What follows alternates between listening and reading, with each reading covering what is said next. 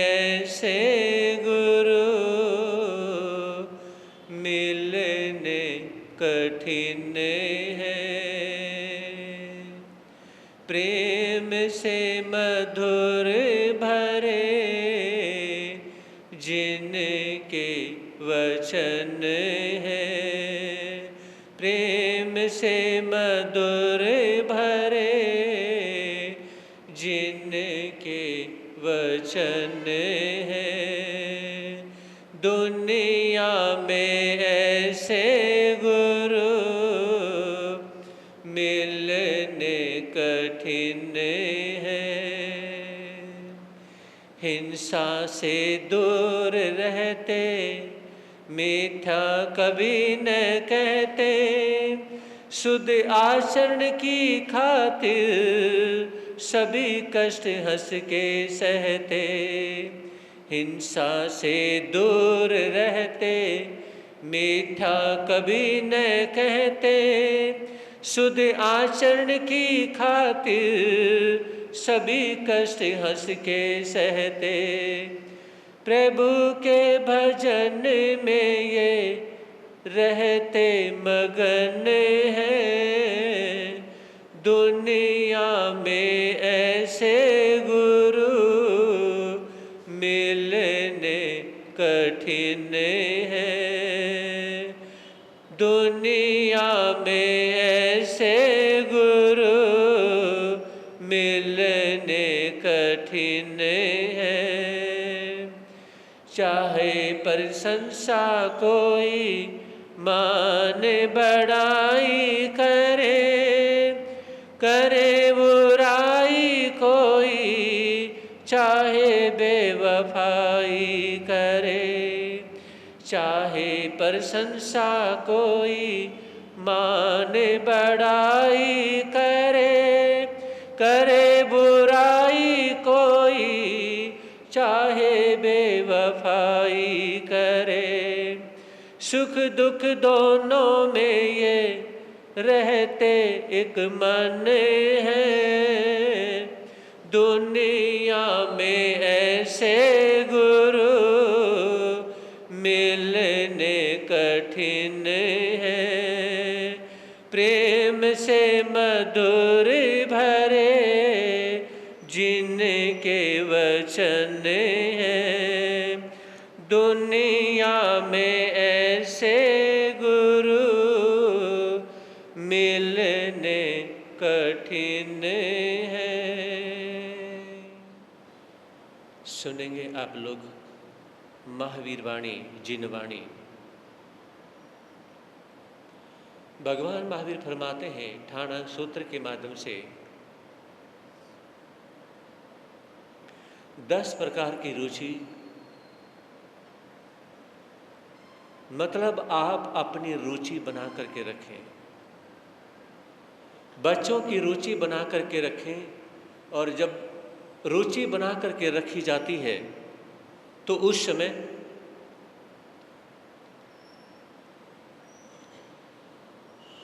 हम आगे से आगे कदम बढ़ाते हैं और अच्छे कार्य करते चले जाते हैं। अगर हमारा किसी भी काम के लिए इंटरेस्ट खत्म हो जाता है, हमारी रुचि खत्म हो जाती है, तो फिर कोई भी कार्य हम अच्छा कर ही नहीं सकते हैं। कोई भी कार्य हम अच्छा नहीं कर सकते हैं। हमसे अच्छे कार्य तभी होंगे जब हम उस कार्य के प्रति इंटरेस्ट रखेंगे। वो कार्य आपने अच्छा किया, 10 लोगों ने कहा कि आपने ये कार्य बहुत अच्छा किया है, आप विचार करेंगे मुझे एक और कार्य करना चाहिए। इस तरह से आपकी लड़ी बन जाती है, कड़ी बन जाती है, और आप एक के बाद अच्छे कार्य करते चले जाते हैं और ये विचार करते हैं कि मुझे कार्य करने चाहिए। लेकिन अगर किसी की रुचि बन जाती है, इंटरेस्ट बन जाता है कि मुझे इस प्रकार के कार्य नहीं करने, कोई बुरे कार्यों में अपना मन लगाता है तो फिर बुरे कार्य ही करता चला जाता है।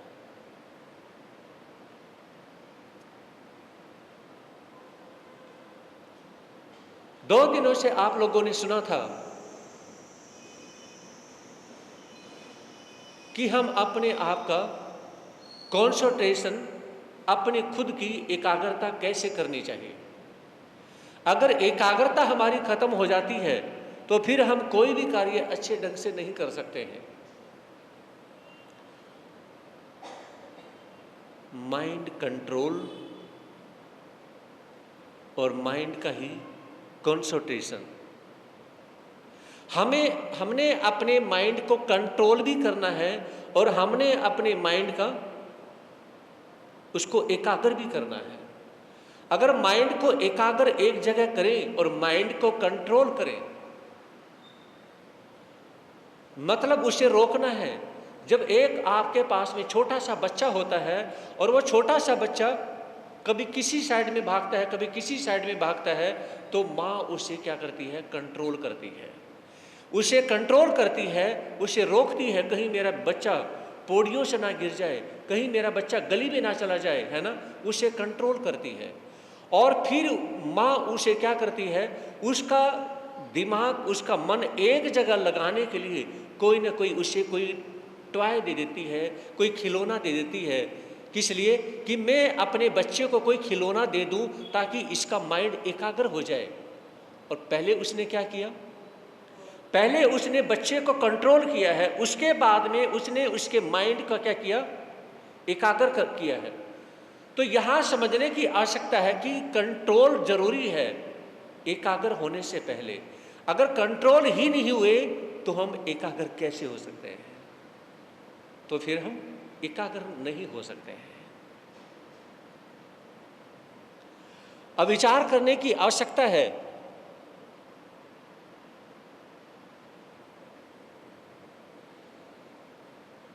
आप स्कूल में, कॉलेज में, दुकान पे, अनेकों जगह जाते हैं, है ना, लेकिन हम आगे पीछे समय कर देते हैं।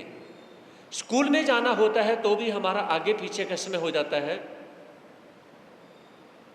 कभी हम 10 मिनट पहले निकलते हैं, कभी एक्यूरेट टाइम पे निकलते हैं, है ना। कॉलेज में जाना होता है तो हम आगे पीछे समय कर लेते हैं। लेकिन हमें जब फ्लाइट पकड़नी होती है, हमें ट्रेन में जाना होता है, तो हम कितना पहले पहुंच जाते हैं।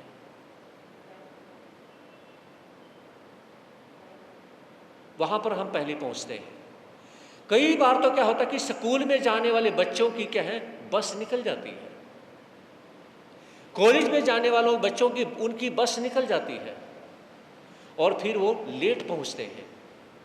इसलिए लेट पहुंचते हैं क्योंकि पेरेंट्स और खुद बच्चे भी उस कार्य के प्रति समर्पित नहीं है। अगर उस कार्य के प्रति उनके अंदर एकाग्र की भावना आ जाए तो फिर किसी प्रकार की कमी नहीं।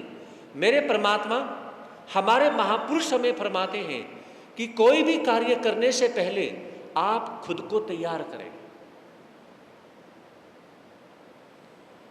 जब इंसान तैयार नहीं होता है तो उसमें वो कितना भी अच्छा कार्य करना चाहे, वो अच्छा कार्य नहीं हो सकता है।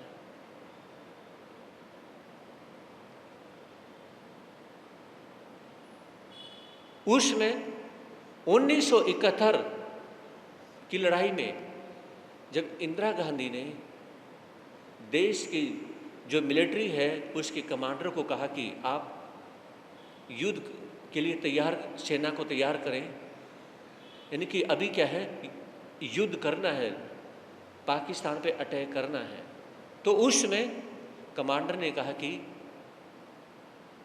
प्रधानमंत्री जी आप क्या करें, अभी रुक जाएं, अभी हमें थोड़ा सा समय दें। एकदम से सेना तैयार नहीं हो सकती है। कि कैसे नहीं हो सकती है? आप उसे ऑर्डर दें, ऑर्डर देंगे और क्या करेंगे, सेना तैयार होगी और लड़ने लग जाओ। तो कमांडर ने कहा कि आपने ऑर्डर दिया है लेकिन सेना इतनी जल्दी तैयार नहीं होती है। सेना को तैयार करने के लिए समय चाहिए होता है। आप ऐसा करें, आप जाइए, लेकिन जब समय आएगा मैं आपको बता दूंगा कि अब हमारी सेना तैयार है और वो अटैक के मूड में है।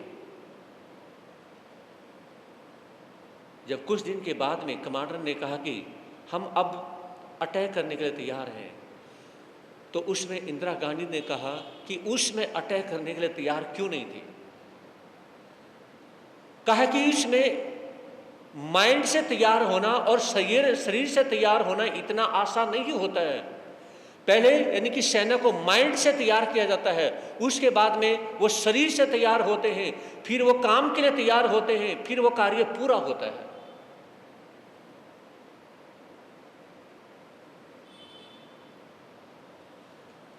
तो यहां समझने की आवश्यकता है कि पर्सनल पावर या पोजिशनल पावर, आपको कौन सी पावर की जरूरत है? पोजिशनल पावर चाहिए या आपको पर्सनल पावर चाहिए? महसूस करें, हमें क्या चाहिए? पर्सनल पावर चाहिए।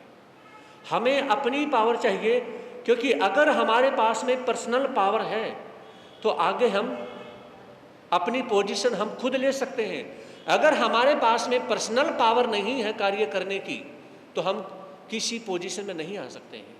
हम खुद भी पोजीशन में नहीं आ सकते हैं और सामने वाले किसी व्यक्ति को भी हम पोजीशन में नहीं ला सकते हैं।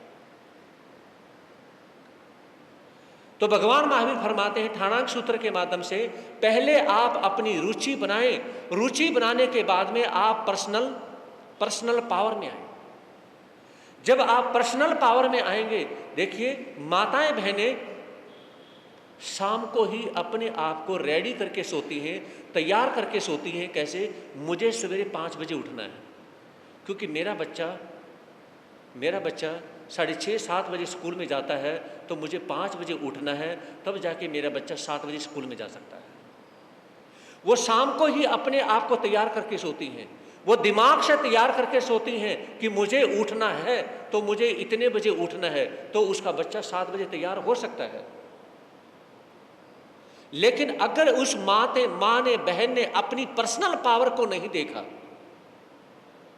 तो फिर क्या है? वो बच्चे की पावर को भी खत्म कर देगी, वो बच्चे की पावर को भी खत्म कर देगी। लेकिन आप अपनी पावर को देखिए कि आपने करना क्या है। कि आप खुद किसी कार्य के करने में अपनी पावर को नहीं देख रहे हैं, तो आप अन्य लोगों की पावर को कैसे कह सकते हैं कि आप भी ये कार्य करें? समझे नहीं? ये कार्य करें जिसमें एक कंट्री दूसरे कंट्री से जब युद्ध लड़ता है, तो उसमें सेना के जवान होते हैं। सेना के जवान ही आगे नहीं होते, उनका जो ऑफिसर होता है वो उनसे भी आगे होता है। हाँ जी, उनका जो ऑफिसर होता है, जिसे हम सेनापति कह देते हैं, वो क्या है? सैनिकों से भी आगे होता है। जो कमांड देने वाला, जो उनको कमांड देने वाला जो कमांडर है, जो सेनापति है, वो उनसे आगे होता है। तो उसमें साथ में लगने वाले बहुत सारे हो जाते हैं, फिर सभी यानी कि तैयार हो जाते हैं। अगर कमांड देने वाला कमांडर ही यानी कि वो पीछे चले और सेना को कहे तुम काम करो, ऐसा कभी नहीं होता है, ऐसा कभी नहीं हो सकता है। तो ये कहा जाता है कि पर्सनल पावर को समझिए। आप अभी तक अपनी पर्सनल पावर यानी कि किसी को भी ये बोलने के लिए आपने कार्य करना है, उसको आज्ञा देने के लिए, ऑर्डर देने के लिए आप अपनी पर्सनल पावर को यूज करते हैं। समझ रहे? अगर आप आज्ञा देने के लिए, ऑर्डर देने के लिए आप पर्सनल पावर को यूज कर रहे हैं, तो फिर आपके पास पर्सनल पावर है ही नहीं। आपके पास नेगेटिविटी है और पॉजिटिविटी आपके पास है ही नहीं। समझ रहे? आपके पास पॉजिटिविटी नहीं है। अगर आप पॉजिटिव हैं तो सबसे पहले अपनी पावर को यूज करें। अब बताइए कि मेरे पास ये पावर है और मैं इसको यूज यहाँ पे करना चाहता हूँ, तो उसमें अनेक लोग भी आपके पीछे पीछे चलने के लिए तैयार हैं। ये कहते हैं, ऐसे बहुत से व्यक्ति होते हैं जो पोजिशनल पावर में अपना माइंड लगाते हैं, एक जगह बैठे रहेंगे और घर के सभी मेंबरों को क्या है? ऑर्डर देते रहेंगे। खुद एक जगह बैठे रहेंगे और सभी को ऑर्डर देते रहेंगे। इस तरह से अगर एक परिवार का पर्सनल व्यक्ति अगर एक जगह बैठा रहेगा, औरों को ऑर्डर देता रहेगा, उससे कार्य कभी नहीं होता है। ये कहते हैं किसान जो है फसल उगाता है तो उसकी बाड़ भी करता है, और उसकी चार दीवारी बाड़ करने के बाद में उसकी रखवाली भी करता है। और उसे पता है कि मैंने बाड़ कर दी है, फिर भी क्या है, फिर भी वो एक न एक टाइम हर रोज अपनी खेती बाड़ी को, हर रोज अपनी फसल को वो संभालता रहता है। उसे पता है कि कोई अंदर नहीं आएगा, फिर भी संभालता है। ये कहते हैं कि आप अगर खुद नहीं संभालेंगे तो आपकी चीज खत्म हो जाएगी।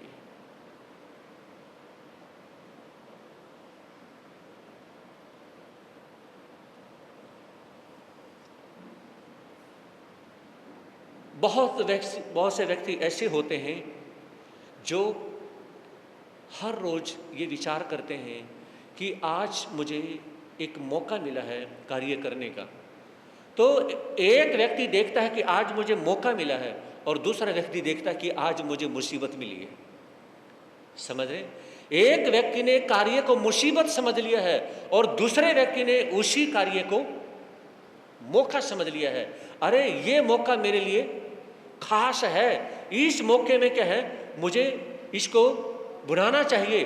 जैसे कोई क्रिकेटर है, कोई भी स्पोर्ट्स खिलाड़ी है, उसे जब भी मौका मिलता है तो उसमें अपने आप को वो तैयार करता है, और अच्छा परफॉर्मेंस अगर वो देता है तो उसे आगे भी ले लिया जाता है। अगर वो अच्छा परफॉर्मेंस नहीं करता है तो उसे आगे नहीं लिया जाता है।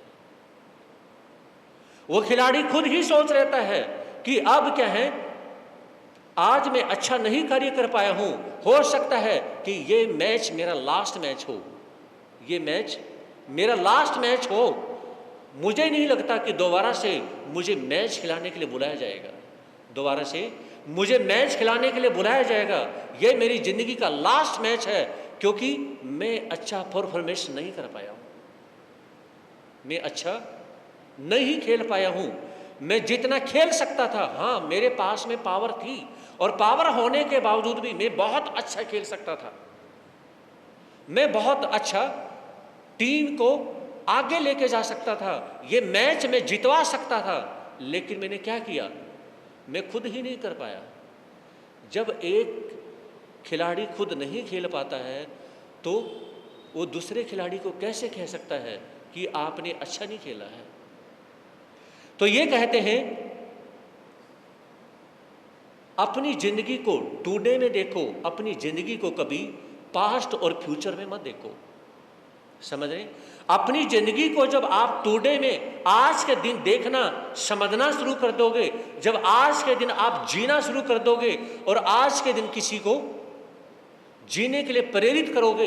एक व्यक्ति कहता है जियो और जीने दो, भगवान महावीर का सूत्र, और एक व्यक्ति कहता है कि जीने नहीं दूंगा। आज के समय में आपने जीना भी है और दूसरे को जीने के लिए प्रेरित करना भी है, और उसको जीने के लिए उसको सहारा भी देना है।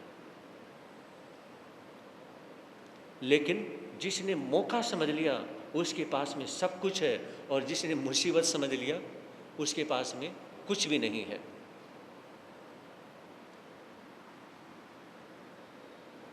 महसूस करें, आप फ्लाइट में जा रहे हैं। जब आप फ्लाइट में जा रहे होते हैं तो उस समय जो एयर होस्टेस होती हैं वो कहें कि सभी समझ जाएं, हमारा जहाज फंस चुका है, हम बहुत ज़्यादा परेशानी में हैं। तो उस समय आप सभी बैठे ही अपने माइंड पर कितना स्ट्रेस लेंगे, कितना ज़्यादा स्ट्रेस लेंगे, कितनी टेंशन लेंगे? बहुत ज़्यादा लेंगे ना, बहुत ज़्यादा टेंशन लेंगे। लेकिन एयर होस्टेस ये कहे कि आपको टेंशन लेने की ज़रूरत ही नहीं है, हमारा जहाज फंस चुका है, लेकिन आप टेंशन मत लेना, तो भी आप टेंशन लेंगे। समझ रहे? आपने बच्चे को ये कहा कि आपने ये कार्य नहीं करना है ना, वो बच्चा उस कार्य को जरूर करेगा। एयर होस्टेस ने कहा कि हमारा जहाज फंस चुका है लेकिन आप टेंशन मत लेना, तो आप टेंशन लेंगे। अगर एयर होस्टेस ये कहती हैं कि आप बेल्ट लगा लें, सीट बेल्ट से भी लगाएंगे, और रिलैक्स माइंड हो जाएं और जी भर के हंसें, हम बहुत अच्छी पोजीशन में हैं, हम जल्दी पहुंचने वाले हैं, भले ही उनका जहाज फंस गया हो। समझ रहे हैं?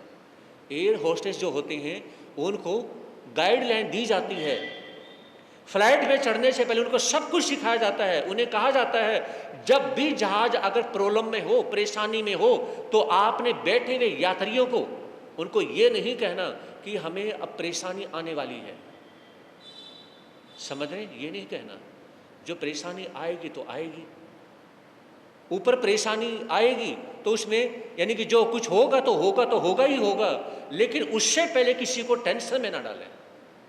तो एयर होस्टेस को ये कहा जाता है आपने टेंशन नहीं लेनी है, ये सिखाना है और सभी को ये बोलना है आप मस्ती के साथ में सफ़र करिए और बड़ी अच्छी के पोजीशन में हम आगे बढ़ रहे हैं और इसमें यानी कि ये कंट्री आने वाला है, अब वहाँ पे हैं, आप सभी को क्या है खुश करने का एक नज़रिया बनाएं।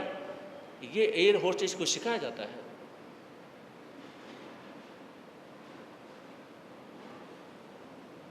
तो व्यक्ति कहीं भी जाते हैं, ट्रेन है या फ्लाइट है, कहीं भी जाते हैं, सिखाने वाले व्यक्ति बहुत कम होते हैं, आगे चलने वाले व्यक्ति बहुत कम होते हैं, मार्गदर्शन करने वाले व्यक्ति बहुत कम होते हैं और उस मार्ग पर चलने वाले, उनके पीछे चलने वाले व्यक्ति बहुत सारे होते हैं। इसलिए यह कहा जाता है कि अगर हम जो किसी की गाइडलाइन हम कर रहे हैं उसमें अगर पॉजिटिव दिमाग से हम गाइडलाइन करेंगे तो उसमें क्या होगा, हम खुद भी रिलैक्स हैं और सामने वाले व्यक्ति को अगर हम रिलैक्स करेंगे तो वो व्यक्ति रिलैक्स होगा और वो किसी और को रिलैक्स करेगा। समझे नहीं? वो किसी और को रिलैक्स करेगा। तो माइंड को कंट्रोल भी करिए और माइंड को कंसंट्रेशन, माइंड को क्या करें, एकाग्र भी करें।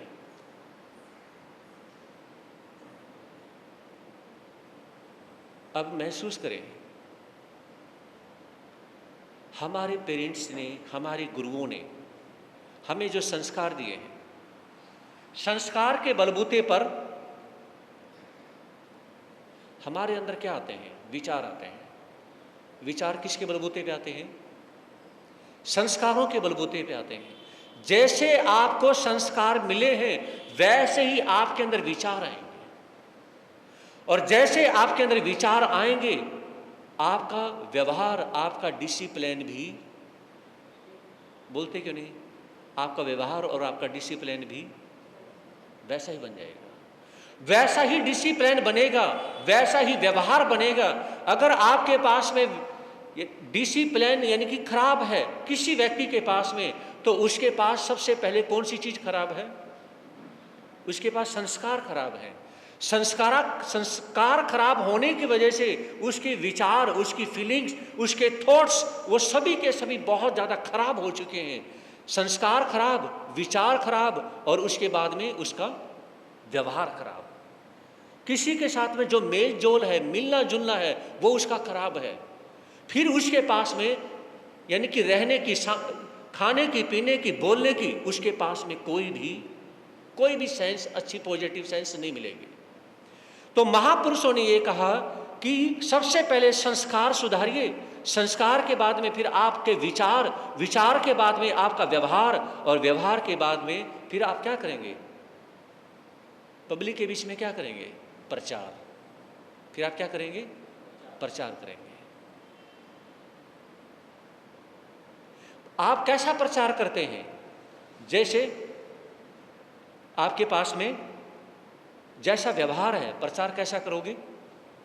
जैसा व्यवहार है, आप कैसा व्यवहार करेंगे? जैसे आपके पास विचार है, आप कैसे विचार मन के अंदर लेके आएंगे? जैसे आपके पास में संस्कार हैं। फिर महापुरुष ये कहते हैं कि जब हमारे पास में संस्कार हैं, विचार हैं, व्यवहार है और फिर हम प्रचार करते हैं तो हमारे सपने कैसे होंगे?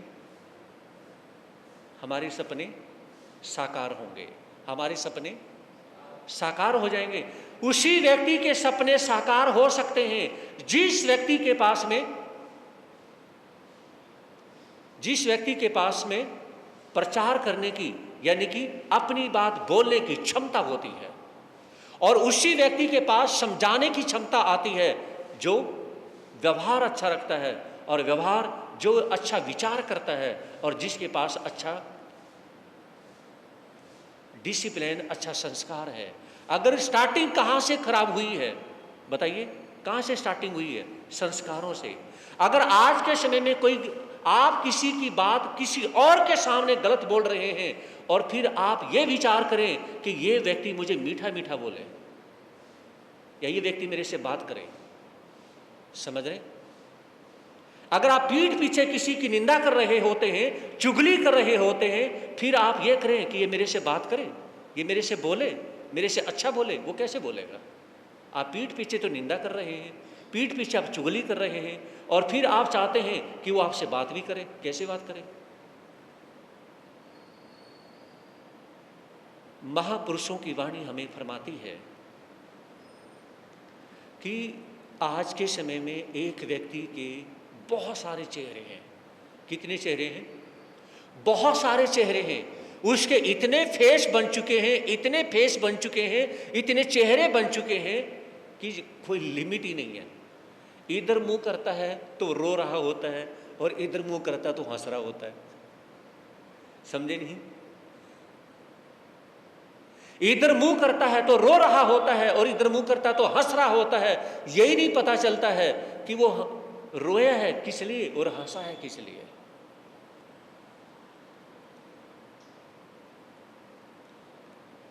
तो ये विचार करने की आवश्यकता है।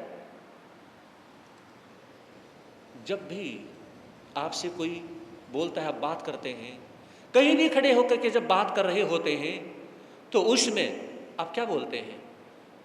मेरे पास तो कुछ भी नहीं है ना, मेरे पास तो बकवास है। तो अपने बारे में कई बार आप कह रहे होते हैं, लेकिन अच्छा व्यक्ति उसमें क्या करेगा कि नहीं, मेरे पास में बकवास नहीं है, मेरे पास में तो खास है, मेरे पास तो बहुत सारे अच्छे विचार हैं। जब आप अपने आप को यानी कि बकवास समझ रहे होते हैं तो आप कोई खास कार्य नहीं कर सकते। जब आप अपने आप को बकवास कर रहे होते हैं, बता रहे होते हैं, तो आप गलत बोल रहे होते हैं, आप रॉन्ग बोल रहे होते हैं और आप गलत कर रहे होते हैं। आप किसी को रास्ता गलत बता रहे होते हैं, आप किसी को भटका रहे होते हैं, आप मिस गाइडलाइन कर रहे होते हैं, समझ रहे? तो यहां पे यह फरमाया कि जब आप अपने को समझते हैं और आप समझते हैं कि मैं खास हूं, मैं अच्छा हूं, तो आप क्या करते हैं? दूसरे को अच्छा बनाने की कोशिश करते हैं। तो महापुरुषों ने हमें फरमाया कि आप अच्छा कार्य करने की कोशिश करें। अब मेरा अगला पॉइंट है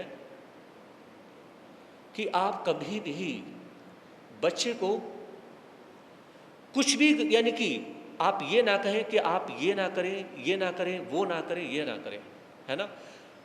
आप बच्चे को कहते हैं कि आपने ये कार्य नहीं करना, आपने वो कार्य नहीं करना।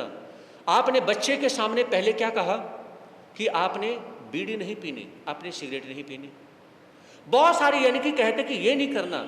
अरे आप वो चीजें बार बार बोलते जाते हो, ये मत करो, वो मत करो। आप ये बताओ ना कि बच्चे को ये बताओ ना कि क्या करो। समझ रहे मेरी बात को? बच्चे को क्या बताना है, क्या करना है। पहले उसको ये समझाएं कि आपने करना क्या है, पहले आप उसको बिजी कर दें। मेरी बात समझ रहे? पहले आप उसे क्या करें? हाँ जी, उसे बिजी कर दें कि आपने ये कार्य करना है। आप उसे कार्य करने में लगा देंगे, आपने होमवर्क करना है, आपने ये करना है, आपने दादा दादी के पैर दबाने हैं, सिर दबाना है, आपने अब ये कार्य करना है। पहले आप उसे बिजी करें और आप उसे अच्छे कार्यों में बिजी करें। जब आप उसे अच्छे कार्यों में बिजी करेंगे, आप अपने पोता पोती को, बेटा बेटी को अच्छे कार्यों में जब उसे बिजी कर देंगे तो उसके पास में बुरा कार्य करने का और बुरे कार्य के बारे में सोचने का इतना समय नहीं होगा। समझ रहे? एक विचारक ने कहा, आत्मोन्नति के लिए अधिक से अधिक प्रयास किया जाए तो किसी की निंदा चुगली करने का मौका ही नहीं मिलेगा। अगर हम अच्छा कार्य करने की कोशिश कर रहे हैं और कर भी रहे हैं तो फिर हमें यह कहने की जरूरत ही नहीं मिलेगी कि आपने बीड़ी नहीं पीनी। समझ रहे? आप बच्चे को यानी कि सारा दिन कहते रहते हैं ये मत करना, वो मत करना, ये गलत कार्य नहीं करने, वो गलत कार्य नहीं करने। अरे पहले उसे बिजी कर दो ना, पहले उसे अच्छे कार्यों में लगा दो ना। अगर अच्छे कार्यों में आपने लगा दिया है और आपने उसे बिजी कर दिया है तो फिर उसकी हैबिट बन जाएगी अच्छे कार्य करने के। समझ रहे? अच्छे कार्य करने की जब उसकी हैबिट बनेगी, जैसे मैंने यहाँ पर 2-3 बच्चों को कहा कि आपने घर पे जाते ही, जैसे आप घर पे जाएं, आपने मम्मी के बारे में पूछना है, मम्मी आप कैसी हैं, पापा आप कैसे हैं, और आपने उनकी सेवा के बारे में पूछना है। उन्हें अच्छा लगा, समझे नहीं? और यहाँ पर 2-3 बच्चों ने नियम भी लिया था, है ना? तो मैं यही कहना चाहता हूँ कि पहले आप अच्छे कार्य के उनको बताएं और अच्छे कार्य में उनको बिजी कर दें। जब अच्छे कार्य बताएंगे भी और उनको बिजी भी कर देंगे तो क्या होगा? फिर वो बुरा कार्य करने के लिए उनके पास समय ही नहीं बचेगा। समझे मेरी बात को? जो मिलिट्री के जवान होते हैं उन्हें पहले बिजी किया जाता है, और जो पुलिस के जवान होते हैं, समझे नहीं, उनकी ट्रेनिंग में और मिलिट्री वालों की ट्रेनिंग में फर्क है। उनके डिसिप्लिन में, पुलिस के डिसिप्लिन में और मिलिट्री के डिसिप्लिन में जमीन आसमान का फर्क है। और दोनों ने ट्रेनिंग कब ली है? जवानी की उम्र में ली है। ट्रेनिंग कब ली है? जवानी की उम्र में दोनों ने ट्रेनिंग ली है। दोनों ही जवान है इस देश के, और दोनों ही जवान देश के होने के बावजूद भी एक पुलिस का जवान है और एक मिलिट्री का जवान है, और दोनों को ट्रेनिंग देने वाले हैं और दोनों ट्रेनिंग लेने वाले हैं और इक्वल एज में है। लेकिन एक की ट्रेनिंग देखो देश के पर मर मिटता है, और दूसरे की ट्रेनिंग देखो वो क्या है? वसूली करता रहता है। क्या है वो? वसूली करता रहता है, रिश्वत लेता रहता है। लेकिन एक रिश्वत नहीं लेता है और दूसरा रिश्वत लेता है। ये बहुत बड़ी बात है, बहुत बड़ी बात है, ये समझने की बात है। मेरे कहने का मतलब क्या है कि जब मिलिट्री के जवान हैं उनको स्टार्टिंग से ही बिजी कर दिया। अब आप यानी कि उनके पास में 4 घंटे का कार्य है, वो 4 घंटे खाली हैं, 10 घंटे खाली हैं, तो उन्हें कहा जाता है आप पार्क में जाएं और पार्क में क्या करें? जो घास फूस है यानी कि जो है उसे उखाड़ना शुरू कर दे। फिर कहते हैं कि आप झाड़ू लगाना शुरू कर दें। अभी यानी कि बॉर्डर पे नहीं जाना, लड़ाई नहीं लड़नी है, तो उन्हें कहीं न किसी काम में बिजी किया जाता है। फिर उन्हें कोई ना कोई ट्रेनिंग दी जाती है। खाली दिमाग शैतान का घर, समझे नहीं? खाली दिमाग शैतान का घर।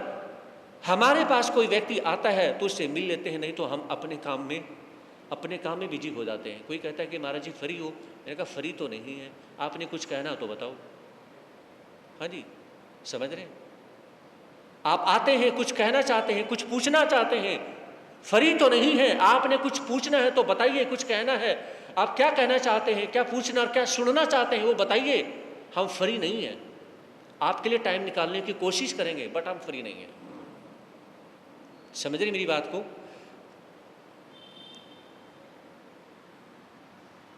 तो माइंड को कंट्रोल करना है, माइंड को कंसंट्रेशन करना है। अब देखिए, बहुत से यानी कि वास्तुशास्त्र हमें ये कहता है कभी टूटी में से पानी लीक नहीं होना चाहिए। अगर घर में टूटी में से पानी लीक हो रहा है तो समझो पैसा लीक हो रहा है। समझ रहे? कभी टूटी लीक नहीं होनी चाहिए। और पानी के बारे में यहाँ माइंड कंट्रोल और कंसंट्रेशन के बारे में सुनिए। तो जब पानी की एक एक बूंद कहाँ गिर रही है? फर्श पे गिर रही है, और नीचे फर्श मार्बल का है, पत्थर लगा हुआ है। जब बार बार वही बूंद गिरती रहती है तो एक रोज यानी कि आपने नहीं देखा, साल 2 साल हो जाते हैं तो वहां पर वो गड्ढा बना देती है, पत्थर को भी काट देती है। समझ रहे? वही बूंद एक जगह गिरते गिरते क्या है, वो पत्थर को काट देती है। और पानी कितना सॉफ्ट है और पत्थर कितना हार्ड है। लेकिन एक बूंद बार बार एक ही जगह यानी कि अपने आप को, वो बूंद क्या है, टूटी में कंट्रोल है। पानी क्या है? पानी टूटी के अंदर कंट्रोल हो रखा है, और उस बूंद का एक ही जगह कंसंट्रेशन हो रहा है। कंट्रोल के साथ में कंसंट्रेशन होने की वजह से बार बार एक बूंद एक जगह गिरती है, वो पत्थर को काट देती है, वहां गड्ढा बना देती है। तो इसलिए कहा जाता है कि माइंड को कंट्रोल करना बहुत जरूरी होता है। और आगे मैं कहना चाहूंगा, आप लोग एक कहावत सुनते हैं, अब पछताए क्या होत है जब चिड़िया चुग गई खेत। ये सही है या गलत है, मुझे बताएं, बताइए। क्यों आप लोगों को बोलने से किसी ने मना कर रखा है? अब इसके साथ एक कहावत और भी आती है, सो चूहे खा करके बिल्ली हज को चली। सही है गलत है? हाँ जी, सही है। मुझे ये बताएं कि अब पछताए क्या होत है जब चिड़िया चुग गई खेत, तो उसमें पछताना चाहिए या नहीं पछताना चाहिए? चिड़िया ने तो उस खेत को चुग लिया है ना? पछताना चाहिए नहीं पछताना चाहिए? क्या पछताना चाहिए नहीं पछताना चाहिए? कुछ माताएं बहनें कह रही हैं कि जब चिड़िया ने खेत को चुग ही लिया तो नहीं पछताना चाहिए। यही कह रही है ना सभी? हाथ खड़ा करे कि कौन कौन ये कह रहा है कि जब चिड़िया ने खेत को चुग लिया है तो नहीं पछताना चाहिए, वो हाथ खड़ा करें। थोड़ा ऊपर करें, मैं करता हूं ऊपर। आपका आंसर रॉन्ग है। पछताना चाहिए, पछताना चाहिए। क्यों पछताना चाहिए? खेत खाली हो चुका है। गौर से सुनिएगा बात को। अरे खेत जो आपने बाजरा लगाया था, जवार या कोई भी जो फसल लगाई थी, वो चिड़िया ने चुग लिया है। लेकिन पछताना किस लिए है? इसलिए पछताना है क्योंकि आगे से फसल हम बचा सकते हैं। अगर हम नहीं पछताएंगे तो आगे से दोबारा चिड़िया फिर चुग जाएगी, दोबारा से चिड़िया फिर खेत को चुग जाएगी, और इस तरह से खेत को चुगती रहेगी, चुगती रहेगी, है ना? तो पछताना जरूरी है। मेरे महावीर कहते हैं कि गलती हुई है तो पछताना जरूरी है। आपसे गलती हुई है तो माफी मांगना जरूरी है। अगर गलती हुई है तो माफी मांगना जरूरी है। गलती हुई है तो पछताना जरूरी है। अगर नहीं पछताएंगे तो फिर माफी मांगना भूल जाएंगे। नहीं पछताएंगे तो माफी मांगना भूल जाएंगे। नहीं पछताएंगे तो सुधार करना भूल जाएंगे। नहीं पछताएंगे तो आगे जब फसल उगेगी वो फसल को संभालेगा कौन? अब पछताए क्या होता है जब चिड़िया चुग गई खेत? बताइए, समझे नहीं? तो अभी भी आपके पास में समय है, अभी भी ये आपके पास में समय है कि आप चातुर्मास में 28 तपस्या बेला तेला जो करना चाहें, अपने घर पे जाप करवाना चाहें, अभी भी आप क्या कर सकते हैं? वो अभी भी कर सकते हैं। अभी भी चातुर्मास में बहुत कुछ करने के लिए अभी भी समय बाकी है, इसलिए करें। लेकिन जब चातुर्मास निकल जाएगा, और चातुर्मास निकलने के बाद में याद रखें, साधु साध्वी अपने चातुर्मास की बहुत वैल्यू समझते हैं। समझ रहे हैं? इतनी ज्यादा वैल्यू समझते हैं, यानी कि इतनी ज्यादा समझते हैं। चातुर्मास करने के बाद में आप कहेंगे कि महाराज जी मैं तो ये कार्य कर ही नहीं पाया, मिच्छामि दुक्कडम, मैं गलती मांगता हूं। वो आपको माफ तो कर देंगे, लेकिन दोबारा से आपसे मिलना पसंद नहीं करेंगे। समझ रहे हैं? क्यों समझ रहे हैं? वो बोल लेंगे जरूर, लेकिन आपसे रास्ता, पूरी तरह से रास्ता काट देंगे कि ये व्यक्ति मेरे चातुर्मास में बहुत कुछ कर सकता था, या मैनेजमेंट या कुछ भी ये कार्य कर सकते थे, लेकिन इन्होंने नहीं किया। कर सकते थे लेकिन किया नहीं, तो उससे क्या होगा? माफ तो कर देंगे, लेकिन उसके बाद आपसे आपका रास्ता अलग और उसका रास्ता अलग हो जाता है, क्योंकि कर सकते थे लेकिन उन्हें किया नहीं। ये व्यक्ति इस कार्य को कर सकता था, उसके बाद में नहीं किया, तो उसके बाद में क्या है? साधु साध्वी अपने चातुर्मास की इतनी अहमियत समझते हैं कि जिसकी वजह से क्या है, अगर नहीं हो पाता है तो वो क्या करते हैं? उसके बाद में फिर उससे कोई भाईचारा नहीं, उसके बाद में उसका सब पूरी तरह से मक्खी निकाल करके साइड में रखो, फिर फायदा क्या है? माफी तो स्वीकार कर लेंगे, ठीक है, लेकिन उसके बाद में क्या है? उससे वास्ता कुछ नहीं होता है। समझ रहे मेरी बात को? फिर वास्ता कुछ नहीं होता। वास्ता रखने का फायदा क्या है? समझ रही मेरी बात को? फिर वास्ता रखने का फायदा क्या है? जहां अगर आपके घर में कोई मेहमान आ जाए और उसमें मेहमान आने के बाद में आप उसकी सेवा ना करें और फिर बाद में 2 दिन के बाद में 1 सप्ताह के बाद में पूछेंगे बच्चे कैसे हैं, ठीक है ना? अरे आपका बेटा वो उसने बीकॉम करी थी, आगे कुछ कर रहा है? अपनी गलती पे पर्दा डालने के लिए, अपनी गलती पे पर्दा डालने के लिए क्या करते हैं? यानी कि 10 बातें बनाएंगे और 10 बातें बना करके फिर क्या करेंगे? अरे वो जैन साहब को यानी कि चोट लगी थी, वो ठीक है, पता नहीं कितनी बातें करते हैं।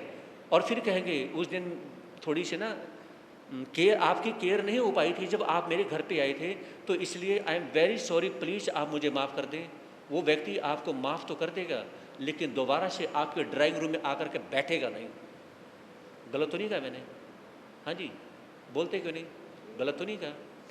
आप यानी कि आप क्या करेंगे? अगर यानी कि किसी ने आपके साथ ऐसा किया है तो आप क्या करेंगे? उसको माफ़ तो कर देंगे, लेकिन उसके ड्राइंग रूम में बैठ करके दोबारा से चाय की चुस्कियाँ लेना पसंद नहीं करेंगे, ये गारंटी है, पसंद नहीं करेंगे।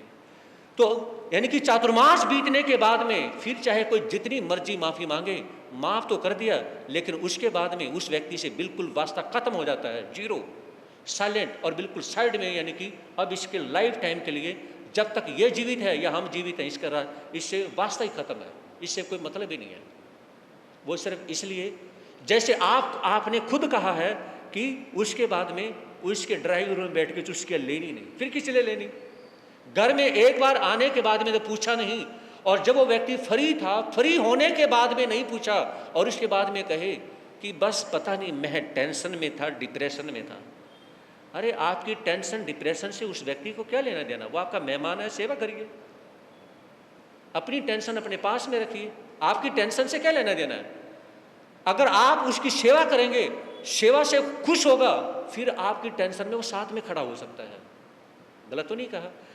यानी कि घर पे आने के बाद में सेवा करेंगे तो उसके बाद वो व्यक्ति खड़ा हो सकता है। आपने सेवा नहीं करी और कहे कि मैं टेंशन में था, वो व्यक्ति फिर टेंशन को नहीं, आपके व्यवहार को देखेगा और उस व्यवहार के बलबूते पर आगे अपनी लाइफ को सेटल करेगा। जिन धर्म के प्यारे लोगों, ये सुन लो अमर कहानी, हम भूल गए हैं जिनको, जरा याद करो कुर्बानी। विचार करिएगा, एक बार जैसे ही रोहित हर रोज की तरह फल खाने और अपनी माँ के लिए लेने के लिए जाता है, और जंगल में ब्राह्मण परिवार की गाय इत्यादि चराने के लिए जब वो जाते हैं, है ना, तो अपने दोस्तों के साथ में आसपास के जो 8-10 लड़के और थे उनके साथ में अच्छी दोस्ती हो जाती है। तो हर रोज़ क्या है, अपने दोस्तों के साथ में जंगल में चले जाते हैं। तो जंगल में जाने के बाद में हर रोज़ फल खाते हैं। जैसे ही यानी कि वो चढ़ते हैं, देखते हैं तो एक आम के पेड़ पे जब वो चढ़ते हैं, एक बार फूलों की धुन में रोहित जा पहुंचा वन में, देख पुष्प फल सरस मनोहर हुआ हर्ष पुलकित मन में, पक मधुर फल तोड़े खाए इधर उधर वन में घूमा, देख प्रकृति की शोभा अनुपम हर्ष मत होकर झूमा, भारत की वन भूमि पर जाकी अपनी ही निधि होती थी, दीनहीनतर जनता की तो प्रतिपालक ही होती थी। तो इस तरह से फल वगैरह खाने के बाद में और फिर वो बाग बगीचे में जाते हैं, वहाँ पर फूल तोड़ इत्यादि तोड़ते हैं। और हमारे देश की संस्कृति रही है कि जितना हम घरों में रहते थे उससे ज़्यादा पहले के लोग घर से बाहर जंगलों में रहते थे। आज क्या है, हम बिल्डिंगों में ज़्यादा रहते हैं, बाहर खुले में हम कहीं बहुत कम रहते हैं। आप क्या है, जो गली का जो कुत्ता है वो इतना चिड़चिड़ा नहीं है जितना चिड़चिड़े स्वभाव का आपके घर का कुत्ता हो सकता है। समझ रहे? घर का कुत्ता जो है बहुत ज़्यादा चिड़चिड़े नेचर का हो जाता है, लेकिन गली का कुत्ता चिड़चिड़े नेचर का नहीं है। क्यों? क्योंकि जो वे हमेशा ही यानी कि चैन से बंधा रहता है तो वो चिड़चिड़ा हो जाता है, और जो गली में खुला रहता है वो चिड़चिड़ा नहीं होता है। आज के समय में हम बहुत ज़्यादा सवेरे से शाम तक अगर घर में ही पड़े रहेंगे तो आप चिड़चिड़े हो जाएंगे, और घर से बाहर निकल करके कभी धर्म स्थान में, कभी वृद्धाश्रम में, कभी अनाथालय में, वहाँ पर जाएं और आपसे सेवा हो सकती तो करें। समझे मेरी बात को? कभी किसी मंदिर में कहीं भी कहीं जाएं और उसमें क्या विचार करें, वहाँ कुछ न कुछ सेवा भावना करने की भावना रखें। जब आप महावीर जी जाते हैं, सालासर जाते हैं, है ना, खाटू श्याम जाते हैं, वहाँ सिर्फ खाने पीने एंजॉय करने के लिए, ऐश करने के लिए मत जाया करो। वहाँ कभी जा करके थोड़ी बहुत सेवा भी कर लिया करो। गलत तो नहीं कहा? अगर सेवा करने की आदत रही तो फिर अच्छा है, और वहाँ जा करके ऐशो आराम किया कि घर में तो पड़े रहते हैं, चलो वहाँ ऐशो आराम करते हैं। ऐसे लोग जैसे धोबी का कुत्ता घर का ना घाट का, वो कहीं के नहीं होते। घर में आप चिड़चिड़े थे, पत्नी खुश हो रही है, कम से कम घर से बाहर निकले तो सही। 2 दिन में शक्ल दिखाएंगे, सारा दिन ना तो टिकते थे ना टिकने देते थे। आपस में मिलके चलें, एक ही प्रयास है कि माइंड को कंट्रोल करें, कंसंट्रेशन करें और कॉम्प्रोमाइज करें, अंडरस्टैंडिंग करें, आप करें, और हस्बैंड वाइफ मिलके काम करें और आगे बढ़ें। किसी के कहने से अपनी बातों में ना आए। ये ना विचार करें कि किसी ने कहा कि ये तो वाइफ के कहने से काम करता है।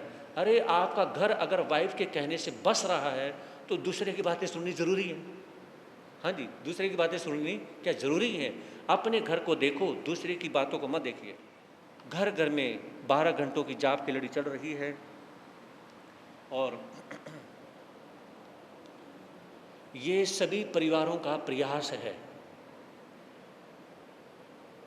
हमारा नहीं, आप लोगों का प्रयास है। और जो जाप चल रहा है, ये जितने भी हमारे परिवार हैं, परिवारों की वजह से क्या है, परिवारों की वजह से जाप चल रहा है। और आज का जाप है श्री रमेश जैन फौजी, उनके घर पे जाप बैठा हुआ है। कल का जाप 27 तारीख का जाप है भाई संजीव जैन, भाई संजीव जैन इनके घर पे कल का जाप रहेगा। और 28 तारीख का जाप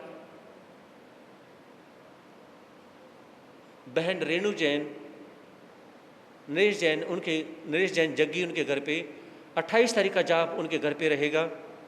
सभी अपने जाप का ध्यान रखेंगे और तपस्या करने का भी भाव रखेंगे। अभी चातुर्मास पूरा नहीं हुआ है, पर्युषण पर्व पूरे हुए हैं, लेकिन चातुर्मास तो अभी चल रहा है। तो हमारी माताएं बहनें क्या हैं, देखिए, जाप भी आप लोगों ने संभालना है और तपस्या भी आप लोगों ने संभालना है। और रिचू बहन है, प्रिया बहन है, और पीछे रीटा बहन, सोनिया बहन, ये सभी क्या हैं, सभी यानी कि कोई ना कोई एकादशी की आइंबली की ठाई करने का भाव रखें, जिसकी वजह से क्या है, थोड़ी सी चातुर्मास में ये भी लगता रहे कि तपस्या भी चल रही है, जाप भी चल रहा है, चातुर्मास भी चल रहा है, ताकि खुशी का माहौल बना रहे।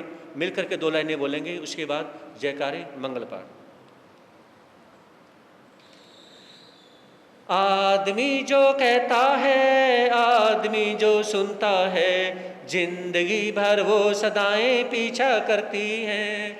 आदमी जो कहता है, आदमी जो सुनता है, जिंदगी भर वो सदाएं पीछा करती हैं। आदमी जो देता है, आदमी जो लेता है, जिंदगी भर वो दुआएं पीछा करती हैं। आदमी जो देता है, आदमी जो लेता है, जिंदगी भर वो दुआएं पीछा करती हैं। चत्तारि मंगलम अरिहंता मंगलम सिद्धा मंगलम सौ मंगलम केवली प्रणंतो दो मंगलम। चत्तारि लोगोत्तमा अरिहंता लोगोत्तमा सिद्धा लोगोत्तमा सौ लोगोत्तमा केवली प्रणंतो दो लोगोत्तमा। चत्तारि शरणं पवेजामि अरिहंते शरणं पवेजामि सिद्धे शरणं पवेजामि सौ शरणं पवेजामि केवली प्रणंतो धम्मो शरणं पवेजामि। अरिहंतों का शरणा, सिद्धों का शरणा, साधु का शरणा, दयाधर्म का शरणा। ये 4 शरण दुख हरण जगत में, और न शरणा कोई। जो भव प्राणी करे आचरण, उसे अजर अमर पद होगा, उसका सदा ही मंगल हो।